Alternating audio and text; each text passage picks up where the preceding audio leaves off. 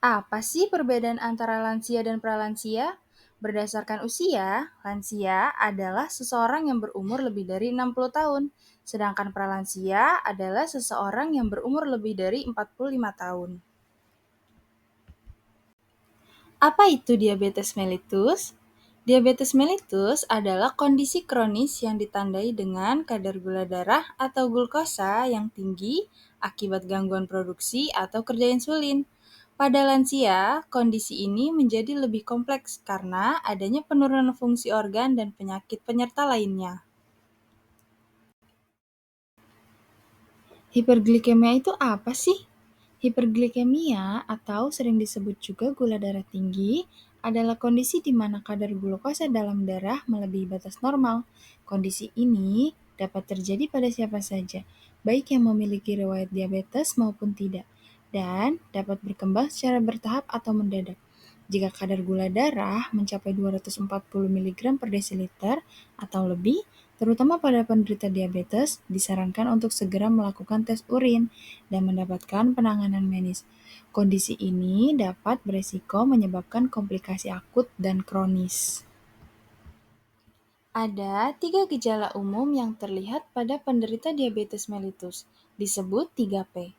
Yang pertama, poliuria, sering buang air kecil terutama di malam hari. Yang kedua, polidipsidia, rasa haus berlebihan yang tidak kunjung hilang meskipun sudah banyak minum.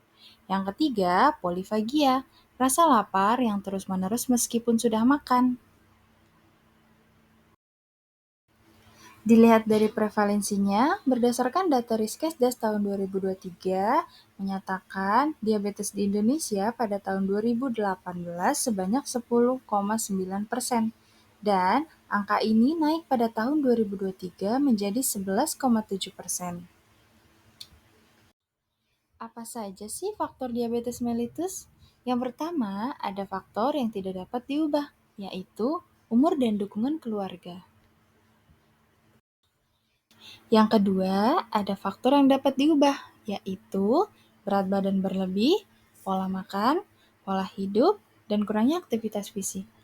Pola hidup yang kurang baik, biasanya pola makan dan aktivitas fisik juga kurang baik, sehingga bisa menyebabkan masalah pada status gizi, terutama obesitas atau berat badan berlebih, dan dapat menyebabkan diabetes mellitus. Jika pola hidup diperbaiki dengan mengatur pola makan dan aktivitas fisik, berat badan bisa menjadi normal, dan kadar gula darah dapat terkontrol. Diabetes mellitus juga dapat menyebabkan komplikasi penyakit penyerta lainnya, seperti hipoglikemia, penyakit jantung dan stroke, gagal ginjal, gangguan penglihatan atau rabun, luka pada kaki diabetik, atau luka yang sulit disembuhkan. Terakhir, ada gangguan fungsi otak atau menjadi pelupa. Kendalikan diabetes dengan 3J. Yang pertama, tepat jadwal. Jadwal pemeriksaan secara rutin dan ikuti anjuran dokter. Rutin sebulan sekali dan jangan lupa untuk mencatat hasil pemeriksaan. Keluarga membantu mengingatkan dan temani selama pemeriksaan. Waktu makan dan minum obat harus teratur setiap hari. Makan 3 kali utama dan 2-3 kali makanan selingan. Hindari telat makan untuk mencegah hipoglikemia. Yang kedua, tepat jumlah. Jumlah diet harus sesuai dengan gizi seimbang. Jumlah makanan yang dikonsumsi disesuaikan dengan kebutuhan kalori per individu. Jangan makan berlebihan meskipun makanan sehat. Perhatikan porsi karbohidrat, protein, dan lemak. Yang terakhir, tepat jenis. Pilih jenis makanan dengan indeks glikemik rendah hingga sedang. Konsumsi karbohidrat kompleks seperti nasi merah, oats, ubi, dan singkong. Kurangi makanan tinggi gula dan lemak jenuh. Pilih protein rendah lemak seperti tempe, tahu, ikan, dan ayam tanpa kulit. Sayur dan buah tinggi serat sangat dianjurkan. Bayam, wortel, brokoli, kubis, pir, pepaya, dan jambu.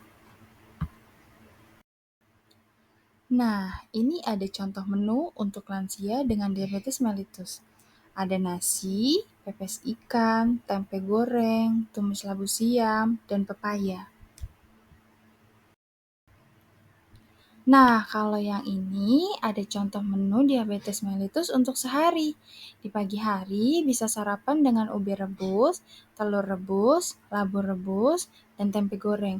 Kemudian selingannya bisa dengan pepaya potong.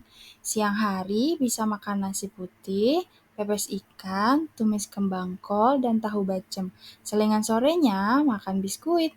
Malam hari makan nasi, sop ayam, tempe goreng, dan buah jeruk. Jenis aktivitas yang aman dilakukan untuk lansia seperti bersepeda, lari-lari kecil, ataupun senam. Lakukan minimal 150 menit dalam seminggu atau sekitar 20 menit dalam sehari, lalu bertahap hingga 30 menit dalam sehari.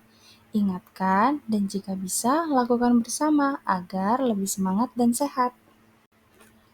Jenis aktivitas yang aman dilakukan untuk lansia.